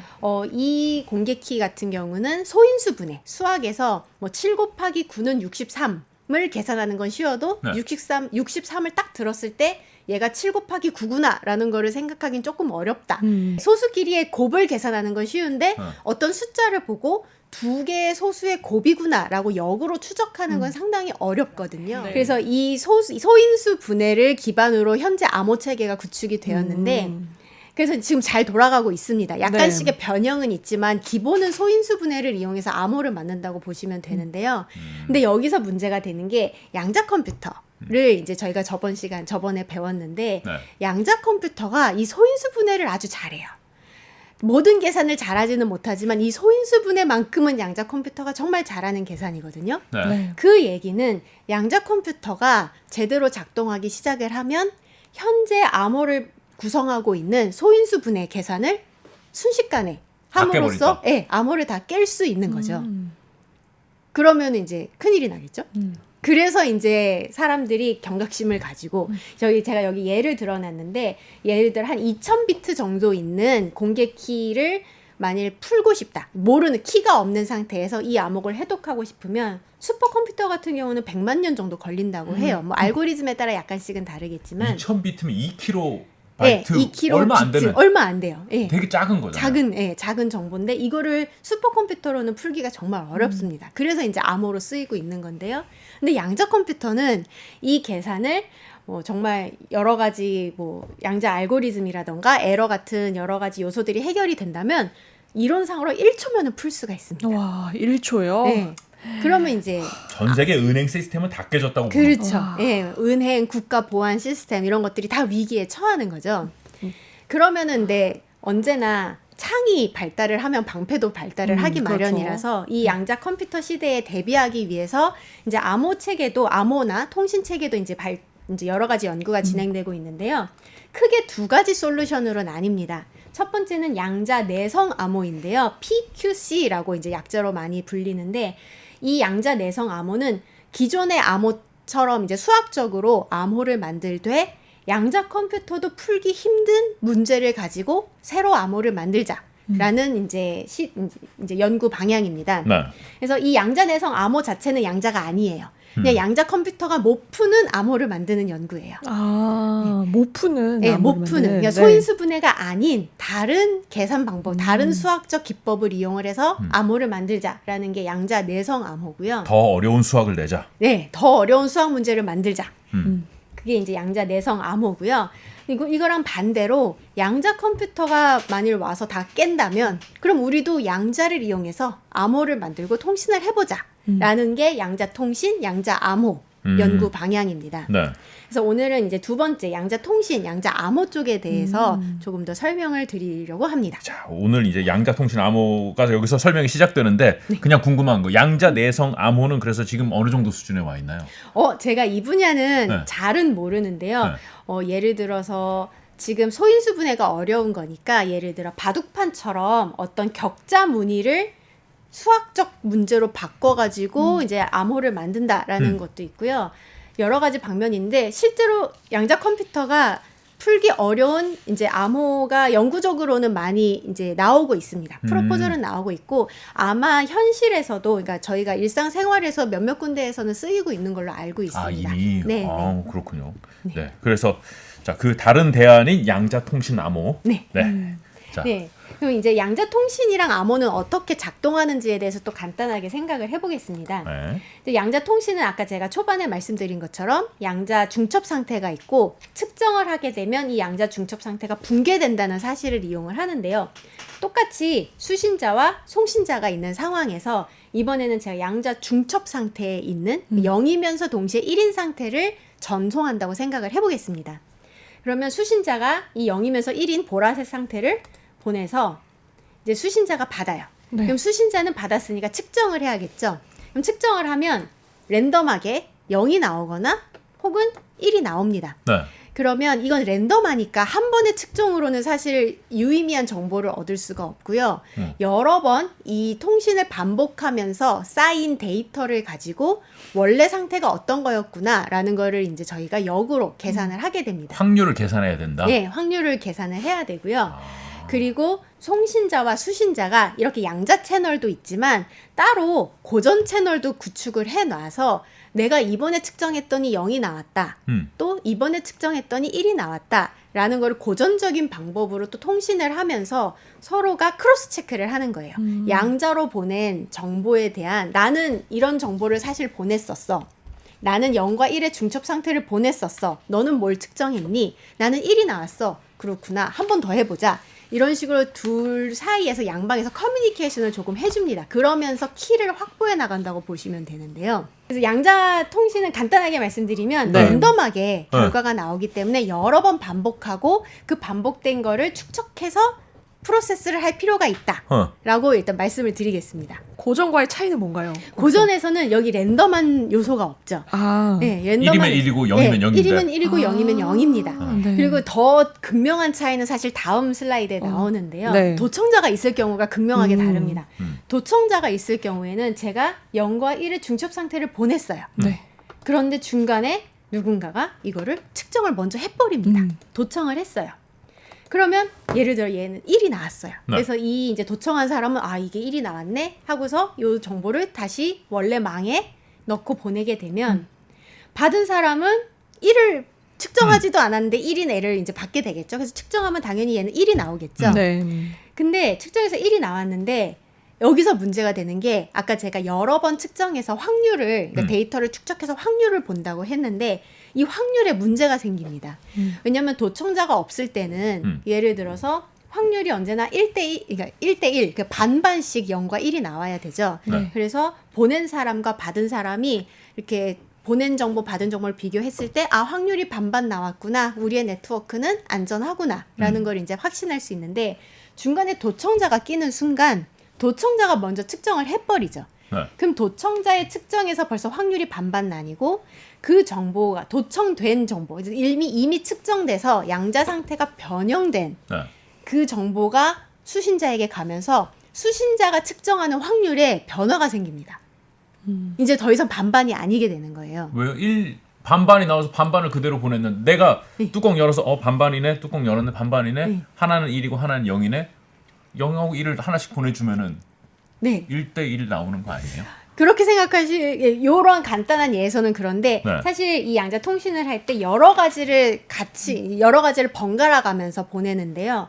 예를 들어 처음에는 0을 보내고 그 다음엔 중첩을 보내고 그 다음엔 1을 보내고 이런 식으로 반복해서 그것도 랜덤하게 순서를 정해서 반복해서 보내는데 그러면 이 사람이 0을 보냈을 때는 도청을 하고 갔을 때 그리고 또 이게 측정하는 방법이 조금 더 복잡하게 들어가면 0과 1로 측정할 수도 있고 예를 들어 플러스 마이너스를 측정할 수도 있는데요. 예를 들어 중첩 상태 제가 아까 말씀드린 0 더하기 1을 제가 더하기 상태라고 정의를 해주고 0 빼기 1을 빼기라는 상태로 만일 제가 정의를 한다면 만일 제가 0 더하기 1을 보냈어요. 그리고 이제 받는 사람이 0인가 1인가를 측정을 하면 0과 1이 반반 나오겠죠. 네. 근데 만일 제가 더하기 상태를 보내서 받는 사람도 이게 더하기인가 빼기인가 라고 측정을 할 수도 있거든요. 그러면 더하기를 보냈으니까 언제나 더하기겠죠. 네. 그런데 만일 더하기를 보냈는데 중간에서 도청자가 0인가 1인가를 측정을 했어요. 그럼 1이 나왔다고 칠게요. 그럼 1이 갔는데 이번에는 수신자가 얘가 더하기인가 빼기인가를 또 측정을 해요. 그러면은 1을 보냈을 때 얘가 더하기인가 1인가를 측정을 하면 또 반반이 나오거든요. 얘는 더하기도 반이 나올 수 있고 빼기도 반이 나올 수가 있어요. 아, 중첩이 2차원적인 거예요? 일단 2차원적인 상태에서 저희는 보통 생각을 해요. 통신은 이제 0과 1이기 때문에. 아, 그러니까 2x2의 네. 암호가 나가는 거군요. 아, 네네네네. 그렇게 생각하시면 돼요. 다시 네. 제가 아까 더하기 상황으로 잘 정리를 네. 다시 해보면, 네. 만일 도청자가 없을 때 네. 제가 더하기를 보냈어요. 그리고 받는 사람도 더하기인가 빼기인가를 측정을 하면 네. 더하기를 보냈기 때문에 더하기라는 결과가 무조건 100% 나오겠죠. 네. 그런데 만약 중간에 도청자가 있는데 이 도청하는 사람은 0인가 1인가를 보내요. 뭘 보냈는지 모르니까 얘가 0일까 1일까? 그러면서 측정을 하면 만일 0이 나왔어요. 그럼 0인가? 하고 생각하고 보내겠죠. 근데 이제 0이 됐잖아요. 얘는. 그럼 0이 된 상태를 이번에 수신자가 더하기인가 빼기인가로 측정을 하는 거잖아요. 그러면 이제 반반이 나오는 거예요. 더하기가 반, 빼기가 반. 근데 원래는 그리고 이제 통신을 하는 거죠. 원래 보낸 사람한테 야 나 이번에 측정해봤는데 더하기 빼기로 측정을 했더니 반반 나왔어 라고 하면은 보낸 사람은 나 더하기 보냈는데 하면은 이게 안 맞는 거죠. 더하기를 보냈으니까 무조건 더하기가 100이 나와야 되는데 너 왜 반반 나왔어? 라고 하면 중간에 누가 있었구나 라는 걸 이제 알게 되는 거죠. 두 개의 암호 포인트, 그러니까 플러스 마이너스도 암호고 0, 1도 암호인데 보내면서 플러스와 0, 1을 암호해서 보냈는데 그죠? 예, 맞나요? 0 더하기 1을 플러스로 해서 그걸 네. 보낸 거죠. 플러스인 거는 확정된 상태, 네. 그리고 0과 1은 확정되지 않은 상태로 그렇죠. 보냈는데 얘는 네. 이거를 0, 그러니까 플러스 마이너스인지를 모르고 그냥 0, 1로 잡고 중간에 그냥 1이 나왔으면 1을 그냥 보낸다. 그렇죠. 도청하는 사람은 뭔지 모르니까 만일 본인이 0과 1이다. 0인가 1인가를 측정을 하면 양자 상태가 0 혹은 1로 바뀌어버리는 거예요. 받는 사람은 이제 또 어떻게 측정하느냐에 따라 다른데 만일 받는 사람이 0, 1로 측정을 하면 도청자랑 똑같은 정보를 받겠죠. 예. 근데 플러스 마이너스를 측정해야 되니까 이 사람은. 예, 측정할 수도 있죠. 랜덤이에요. 이것도. 그러니까 랜덤하게 자기가 뭘로 측정할지를 계속 바꿀 수가 있어요. 그러면은 그럼 얘가 플러스 마이너스를 보낼지 0, 1을 보낼지를 미리 알고 있어야 되는 거죠. 그것도 몰라도 그러니까 결국은 모든 경우의 수를 다 해보는 거예요. 다 보내는 거예요. 이쪽에서 0, 1 플러스 마이너스를 보내는 모든 경우에 대해서 얘는 뭐가 오는지는 모르지만 네. 0, 1로도 재보고 플러스 마이너스로도 재보고 이걸 다 데이터를 모아서 송신자랑 얘기를 해보는 거죠. 얘기를 해서 나중에 맞춰봤더니 다 맞아 떨어진다. 오케이, 그럼 도청자가 없었어. 근데 안 맞아 떨어지는 확률이 있다. 그러면은 벌써 도청자가 있는 거죠. 중간에 있는 애도 그 2x2면은 네 가지를 다 경우를 다 측정해서 다 그대로 보내면 안 돼요? 0, 1을 측정하거나 플러스 마이너스 측정하거나 둘 중에 하나만 고를 수가 그래요. 있어요. 뭐가 네, 한 있는지 번에. 모르죠. 모르고. 네, 모르고. 그러면 여기 끝에 있는 애도 그러면 이번에는 0, 1을 측정해야지. 네. 이번에는 플러스 마이너스 측정해야지를 미리 알고 있어야 된다는 미리 얘기예요. 정해놔야 되는 거죠. 본인이 나는 요번엔 뭘로 측정해야겠다라고 생각을 하고 측정을 하고 결과를 보는 거죠. 그래서 그 모든 경우의 수의 조합을 비교를 했을 때 도청자가 없다면 확률이 이제 수학적으로 나오는 확률이 딱딱 맞아 떨어져야 되는데 네. 얘가 뭐 0을 보냈을 때 내가 뭘로 측정했을 때의 확률, 뭐 플러스를 보냈을 때의 확률, 뭐 이런 게 다 있을 텐데 중간에 도청자가 들어가는 순간 확률에 변화가 생기는 거예요. 근데 교수님 말씀 들어보면 그러면 해킹을 당했다는 거는 알 수 있는데 네. 해킹을 막는 기술도 여기서 나올 수 있는 건가요? 네, 원천 그래서 차단. 예, 원천 차단은 결국 암호죠. 암호를 만들어서 이제 암호로 정보를 프로텍트해서 보내면 이 사람이 뭘 측정을 해도 모르는 거잖아요. 이 암호를 만드는 게 같은 방식이에요. 이런 제가 이제 말씀드린 것처럼 양자 커뮤니케이션은 기본적으로 도청을 감지할 수 있고 그러면은 파기는 쉽죠. 그냥 네. 여긴 도청됐으니까 얘는 파기. 근데 사실 그러면 너무 낭비가 심하잖아요. 그렇죠. 그래서 암호를 만들고 싶은데 이 암호도 사실 똑같은 프로세스를 이용을 해요. 그 고전처럼 열쇠, 키를 분배를 해야 되는데 양자 키 분배, 퀀텀 키 디스트리뷰션, 뭐 QKD라고 부르는데요. 이 양자 키 분배는 결국 이렇게 제가 말씀드린 이 양자 통신을 랜덤한 숫자에 대해서 랜덤한 그 배열 0, 1 플러스 마이너스 랜덤한 배열에 대해서 쫙 한번 하고 그 결과 값들을 양쪽에서 공유를 해서 만드는 게 양자 키 분배거든요. 네. 양쪽에서 네. 서로 다 키를 갖고 있는다. 네, 양자로 만든 키를 갖고 있는 양자 정보를 포함한 키를 갖고 있다라고 네. 생각을 하시면 될 것 같아요. 결국 같은 방식으로 키도 만들거든요. 그러면 가운데서 키가 필요해야 네. 도청이 가능한데 키가 없으니까 네. 볼 수가 없다. 네, 볼 수가 없고 보는 순간 또 양자 정보는 변형이 되고 근데 네. 그 변형된 거를 복귀를 하거나 그러니까 복원을 네. 시키거나 그 양자 키를 가지고 복원을 시키거나 아니면 또 파기를 하거나 하면서 이제 그게 가능하군요. 네. 키가 있으면 네. 키가 복원을 있으면. 하는 것도. 네. 어. 양자 통신을 만들 때 어떤 요소가 필요한가에 네. 대해서 조금 생각을 해보겠습니다. 먼저 이제 수신자가 있고 통신망이 있고 송신자가 있고 통신망이 있고 네. 수신자가 있을 텐데요. 네. 먼저 송신 측에서 필요한 거는 단일 광자 생성 기술이라고 썼는데요. 이제 이런 양자 통신은 결국 빛을 이용해서 저희가 하게 되거든요. 왜냐하면 네. 현재 광통신이잖아요. 이미 양자를 보낸다는 게 어떤 의미예요? 그러니까? 양자 정보를 보낸다는 거가 이제 더 정확한 표현인데요. 네. 양자 정보는 결국 제가 아까 말씀드린 것처럼 뭐 중첩 상태를 보낼 수 있는가, 네. 중첩 상태를 어디에 실어서 보낼 것인가. 네. 를 이제 뜻하는데요. 보통은 이제 저희가 워낙에 통신은 이미 광 케이블로 광을 이용해서 빛을 이용해서 하고 있기 때문에 빛을 양자화하면은 광자라는 빛 알갱이가 있는데요. 네. 그 빛에는 이제 빛의 여러 가지 성질을 이용해서 0과 1을 저희가 만들어줄 수가 있는데 보통은 편광을 이용을 합니다. 편광 혹시 들어보신 적 있으신가요? 두 개 겹치면 검해지고. 검해지는, 네. 예, 영화관에서 3D 영화관에서 많이 쓰는 네. 이제 빛의 뭐 전기장이 이 방향으로 움직이는지 아니면 이 방향으로 움직이는지를 뜻하는데요. 예를 들어 얘를 0으로 하고 얘를 1로 하면 45도는 중첩이고요. 네. 네, 반대 방향 45는 이번에 뭐 플러스 상태, 뭐 마이너스 상태 이렇게 제가 정의를 해줄 수가 있습니다. 네. 그래서 광자 하나에 편광을 이용을 해서 저희가 양자 정보를 이제 보내거든요. 광자도 이렇게 진동을 하면서 가니까 네. 어떻게 각도를 꺾어서 보낼 것인가. 네, 맞습니다. 네. 그때 이제 근데 광자를 하나의 광자를 잘 만들어 주는 게 중요한 기술이 됩니다. 왜냐면 광자 하나에 저희가 예를 들어 양자 정보를 입힌다면 광자 하나를 균일하게 예를 들어 좀 높은 속도로 생성해 주는 기술이 중요하겠죠. 네. 그래서 이 단일 광자를 어떻게 잘 만들까 하는 기술이 상당히 중요한 기술이고요.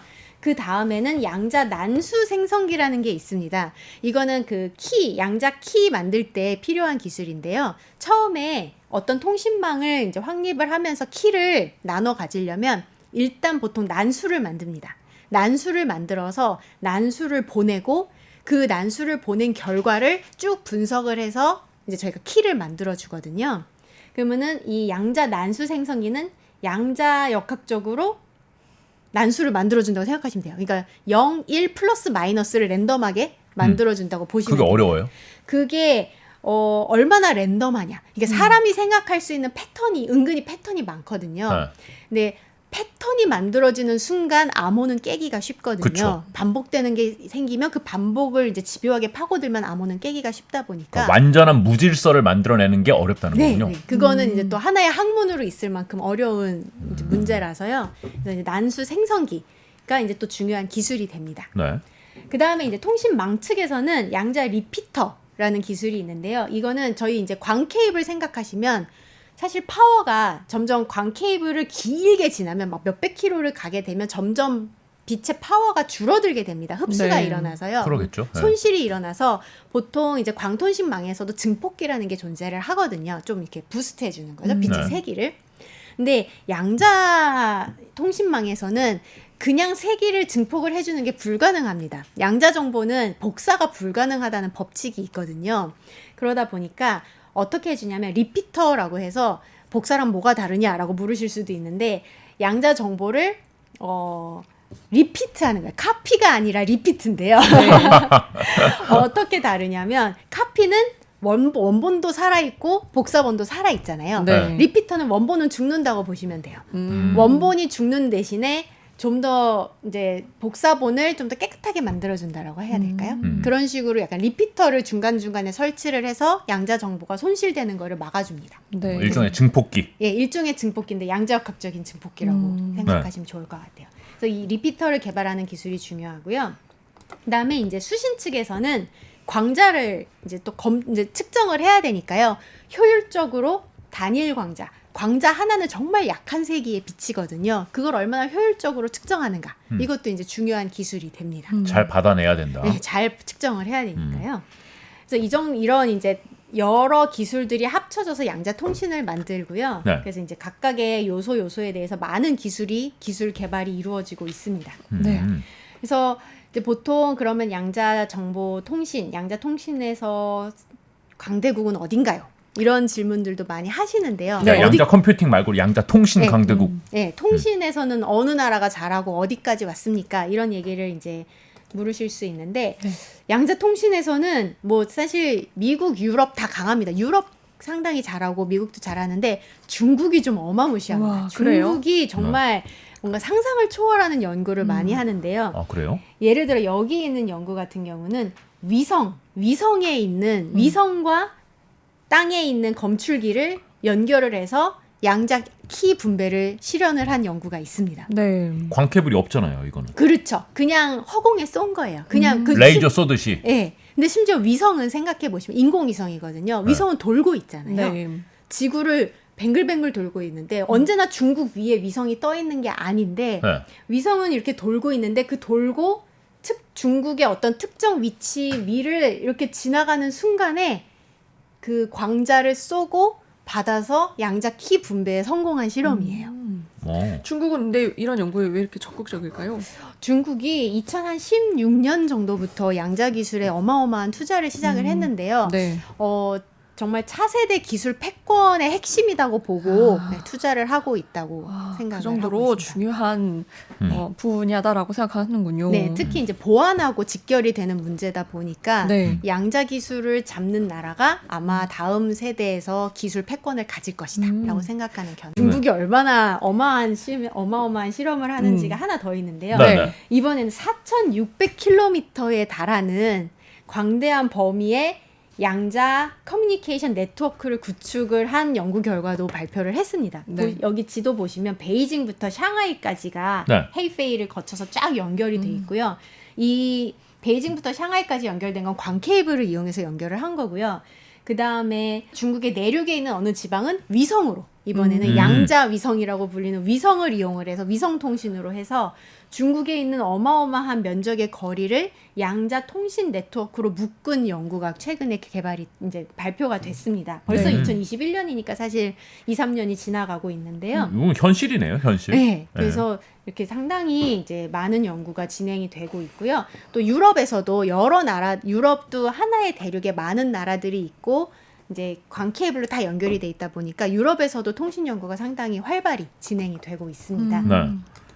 근데 우리나라에서는 키스트가 상당히 이 양자 통신, 양자 암호 기술에 이제 많이 투자를 하고 있는데요. 네. 예를 들어서 양자 암호 상용화를 위한 뭐 TF는 트윈이라는 이제 얘기가 들어가는데 쌍방 통신이라고 보시면 돼요. 송수신을 양쪽에서 동시에 해서 이제 퀀텀 키 디스트리뷰션, 양자 키 분배를 좀 더 효율적으로 하는 기술을 이제 세계 두 번째로 확장 가능한 기술을 개발을 하기도 하고 또 스타트업의 양자 암호 통신 기술 이전을 해서 조금 더 우리나라 전체 양자 통신 커뮤니티에 이제 생태계 형성에도 기여를 하고 있습니다. 그 외에도 이제 물론 대학에서도 많은 교수님들이 연구 활동을 하고 계시고요. 네. 그리고 우리나라는 SKT, KT, 네. LG 이 3사가 모두 이 양자 통신 기술에 관심이 많습니다. 그러니까 뉴스가 많이 나더라고요. 네, 뉴스가 많이 나오죠. 네. SKT 같은 경우는 벌써 한 2011년 정도에 양자기술 센터를 설립을 하고 이제 양자 통신의 연구를 양자 암호 연구를 해왔고요. 네. 그래서 SKT 같은 경우는 제가 초반에 설명드린 양자 컴퓨터에 대한 두 가지 대책, 그 양자 내성 암호, 그다음에 양자 통신, 양자 뭐 키 분배 네. 이 두 가지를 모두 연구 결과를 가지고 있고 심지어 일부 이제 망에서 두 가지 기술 모두 시험 가동도 성공을 했습니다. 그래서 두 가지 기술을 모두 보유하고 있는 기관으로 공식 인증을 받았고요. KT 같은 경우는 무선 통신에 집중을 하고 있습니다. 그래서 무선으로, 그러니까 그 광케이블을 통하지 않고 무선으로 양자 통신을 하는 기술을 개발하고 있고요. 지금 뭐 2km 정도까지는 개발을 했다고 하고요. 이제 향후 이제 단기적으로 10km까지 그 양자 무선 통신 그 위성에서 쏘는 거랑 같은 방식인 건가요? 그러면은? 위성하고 기존하고는 아마 방식은 같을 가능성이 큰데요. 아마 주파수가 많이 차이가 날 것 같습니다. 왜냐면 우주로 뚫고 갈 수 있는 빛의 파장하고 저희가 지상에서 통신을 하는 빛의 파장은 다를 수가 있거든요. 하지만 뭐 기본 핵심적인 개념들은 아마 비슷하다고 보시면 될 것 같습니다. 네. 그래서 KT는 무선 통신에 집중을 하고 있고요. LG 같은 경우는 사실 양자 통신에서 양자 키 분배 같은 거는 하드웨어, 정말 양자 역학을 적극적으로 활용해야 되는 그 기술, 하드웨어 기술이 기반이 돼야 되는데 양자 내성 암호는 양자를 안 쓴다고 말씀드렸잖아요. 그렇기 때문에 조금 더 기술적, 그러니까 그 하드웨어 기술적으로는 조금 더 쉽습니다. 그리고 진입 장벽이 기존 낮습니다. 기술 가지고 얼마나 더 어려운 문제를 찾아내느냐는 거잖아요. 네, 맞습니다. 그래서 진입 장벽이 상대적으로 낮기 때문에 LG 같은 경우는 이 양자 내성 암호에 집중을 해서 지금 열심히 기술 개발을 하고 있습니다. 아니, 근데 이게 뭐 대학에서 연구하고 키스트에서 연구하고 하는 거는 뭐 학문적으로 그리고 뭐 먼 미래에 이게 중요한 기술이 될 수도 있겠다는 네. 생각이 들어서 이해는 되는데 통신사는 지금 당장 먹고 사는 거하고 별 관계 없지 않나요, 이거? 네, 근데 통신에서 또 중요한 측면이 표준이라는 이제 개념이 있는데요. 통신은 뭐 사실 컴퓨터는 좀 극단적으로 말하면 저 혼자 제 컴퓨터를 만들어서 제가 계산을 해도 아무도 뭐라고 안 하잖아요. 네. 근데 통신은 제가 혼자 할 수 없죠. 제가 보내면 누군가가 받아줘야 되고 그 보내는 사람과 받는 사람이 같은 방식을 공유해야지만 통신이 성립을 하잖아요. 그렇죠. 그래서 그거는 국가 간에도 마찬가지고요. 그래서 통신 같은 경우는 표준을 확립을 하고 표준 기술을 누가 선점하느냐에 따라서 향후 시장 지배력에 큰 차이가 나타나게 됩니다. 그리고 표준을 확립하는 연구는 지금부터 하지 않으면 나중에 표준 싸움이 들어갔을 때 네. 지겠죠. 지금부터 어느 정도 기술을 확보해서 우리께 좋아라고 다른 나라의 다른 회사들을 다 설득할 수 있으려면 지금부터 기반 기술을 차곡차곡 쌓고 특허를 열심히 내놓고 해야지만 나중에 표준을 선정할 때 저희가 우월한 위치를 선점할 수 있기 때문에 이거는 그럼 만약 표준 싸움이라면 국내 통신사 간에 약간 합종 연행이 유리할 수도 있겠네요. 그럴 수도 있죠. 네, 그래서 이제 3사가 저의 이제 개인적인 소견으로 말씀드리자면 아직까지는 경쟁이라기보다는 각자 잘하는 분야를 이렇게 나누어서 집중하고 있지 않을까라고 생각을 합니다. 그래서 지금 계속 통신에 관한 분야를 설명해 주셨는데 이게 다른 분야에서도 또 활용이 될 수 있을까요? 네, 사실 이 양자 기술은 아까 제가 초반에 양자 중첩 말씀드렸는데 이 양자 중첩 그리고 측정, 양자 얽힘까지 해서 이 개념은 사실 모든 양자 기술에 공통으로 적용되는 이제 개념이고 기술입니다. 네. 그래서 양자 통신에서 필요한 요소 기술들을 잘 개발하게 되면 그게 결국 양자 컴퓨터에도 응용을 할 수가 있고 양자 센싱에도 응용을 할 수가 있습니다. 특히 컴퓨터 같은 경우는 요즘은 컴퓨터 안에서도 뭐 메모리에서 CPU로 정보를 전송해야 되고 CPU에서 또 어디로 전송하고 이런 전송이 워낙에 일상적으로 이루어지고 있기 때문에 네. 양자 통신이 거의 뭐 필수라고. 컴퓨터 기술도 계속 개발은 되고 있으니까요. 네. 뭐 조금 양자 컴퓨터만큼 획기적으로 속도가 향상되진 않을지라도 기존 암호 체계를 계속 공격하는 새로운 방식은 나올 거고 그때 궁극적으로 가장 안전한 통신 수단은 무엇인가라고 하면은 결국 양자 통신, 양자 암호라는 결론으로 돌아오게 됩니다. 그러니까 이게 이제 새로운 시대로 들어가는 지금 초입에서 이거를 경쟁을 서로 하고 있는 건데 기술 개발하고 있는 건데 네. 이제 이 시대가 열리면은 기존의 통신과 암호 시장의 강자들은 엄청난 타격을 받겠네요. 그래서 기존 강자들이 같이 연구를 하고 있죠. 이게 강자의 뭐, 지위를 유지하기 그러니까 내연차 회사들이 전기차 시장 들어가면서 이게 갑자기 지위가 네. 흔들리듯이 그런 개념이네요. 네, 맞습니다. 이런 기반 기술은 어디에 쓰이는지 일반인들이 모르는 게 가장 좋은 아, 그렇죠. 케이스입니다. 저희가 모르는 백도어에서 네. 기반 기술들이 다 문제 없이 아무리 뭐 양자 컴퓨터가 나오고 어떤 뭐 슈퍼 컴퓨터 할아버지가 오더라도 암호 체계가 견실히 유지가 되게끔 뒤에서 알게 모르게 저희가 알고 있던 통신 체계의 어떤 부분이 양자 통신으로 교체가 되고 네. 그게 사실은 가장 이상적이죠. 저희가 모르고 트랜지션이 일어나는 게 가장 이상적이고요. 아마 양자통신이 저희의 통신을 모두 대체하지는 않을 거고요. 네. 기존의 통신으로 왜냐면 아무래도 그 기술적인 어려움이라던가 그리고 효율적인 측면에서는 기존 통신망을 뛰어넘기는 아직까지는 쉽지 않아 보이거든요.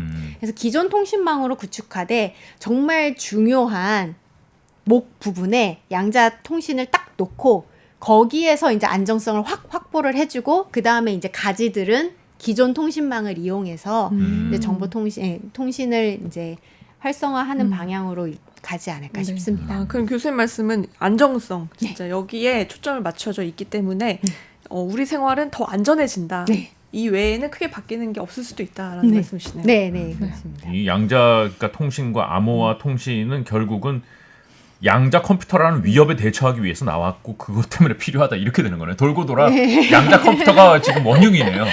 원흉이네요. 그렇지만 그 시대 양자 컴퓨터 뭐 엄청나게 지금 수준이 많이 올라왔다 그러더라고요. 예, 요즘 정말 날이 다르게 새로운 결과들이 쏟아지고 있어서요. 그래요? 최근에 뭐 IBM도 그렇고 다른 이제 미국의 벤처 회사가 다 1000큐빗 이상의 양자 컴퓨터를 이제 개발을 해서 공개를 했거든요. 네. 그래서 점점 그 IBM의 로드맵에 따르면은 이제 곧 있으면 수천 개의 큐비트를 가진 양자 컴퓨터도 나올 것이라라고 이제 예고를 하고 있는데 네. 아직은 그 오류가 나올 확률이 크기 때문에 당장 암호의 위협이 크게 있지는 않으나 네. 이런 식의 속도로 계속 개발이 이루어진다면 상당히 빠르게 저희 이제 일상생활에 다가오지 않을까 싶습니다. 아, 그 마지막 딱 하나만. 그 우리나라에서는 이제 통신사들이 기술 개발에 주력을 하고 있는데 전 세계적으로 봤을 때 어느 업체가 선두주자라고 볼 수 있을까요? 중국 같은 경우가 많은 기술을 보유를 하고 있는데 중국은 내부 사정을 알기가 쉽지가 않습니다. 근데 그러니까 중국도 정부 외에 기업도 같이 지금 기술 개발을 하고 있는 거예요. 하고 있다고 듣고 있습니다. 네. 이 양자정보통신 분야가 컴퓨터랑 또 약간 다른 게 워낙에 조금 더 빨리 상용화가 될 것이라고 예측이 되고 있기도 하고 또 이제 보안이랑 더욱더 직결이 된 분야다 보니까 이게 논문으로 나오는 이제 결과 이외에 다른 결과를 저희가 찾기가 조금 어렵습니다. 다 뭐 특허가 걸려 있거나 기업 비밀이 걸려 있거나 국가 보안이 걸려 있거나 뭐 이런 식으로 이제 정보를 접근하는 게 조금 더 어렵더라고요. 제가 좀 네. 이렇게 조사를 해보니까. 사실 뉴스에서 이제 양자 컴퓨터 얘기도 많이 나오지만 최근 들어서 이제 통신회사들 중심으로 양자 뭐 암호 통신 뭐 이 얘기가 나와서 도대체 이거는 양자 컴퓨터하고 뭐가 다른 건가? 기존 통신하고 뭐가 다른 건가? 개념을 좀 알고 싶어서 교수님 청해서 오늘 설명을 들었습니다. 네. 솔직하게 말씀드리면 저는 다 이해하지는 못했지만은 예, 여러분들은 저보다 수준이 훨씬 높기 때문에 이제 양자 통신에 관해서는 마스터하지 않았을까? 네. 네, 그렇게 믿겠습니다. 기초적인 공부가 됐을 네. 것 같습니다. 네, 오늘 설명 잘 들었습니다. 고맙습니다. 네, 감사합니다. 감사해요. 네. 네. 자, 경제자유살롱 경제포커스 오늘 여기서 마무리하겠습니다. 오늘 김혜민 기자의 마지막 방송이었습니다. 네, 맞습니다. 출산 전 마지막 방송이고요. 뭐 임신했는지도 모르셨던 분들이 많을 것 같은데. 예. 이 화면 보면 바로 아시지 않을까요? 네, 김혜민 기자 이제 건강하게 출산하고 좀 쉬었다가 돌아올 네. 때까지 내년에도 네. 경제 자유살롱은 계속됩니다. 네, 새로운 얼굴이 또 올 거잖아요. 네, 새로운 얼굴은 새해에 저와 네. 함께 같이 인사드리겠습니다. 오늘 영상 끝나기 전에 좋아요, 구독, 알람 설정 한 번씩 다시 확인 부탁드립니다. 새해 복 많이 받으십시오. 고맙습니다. 감사합니다.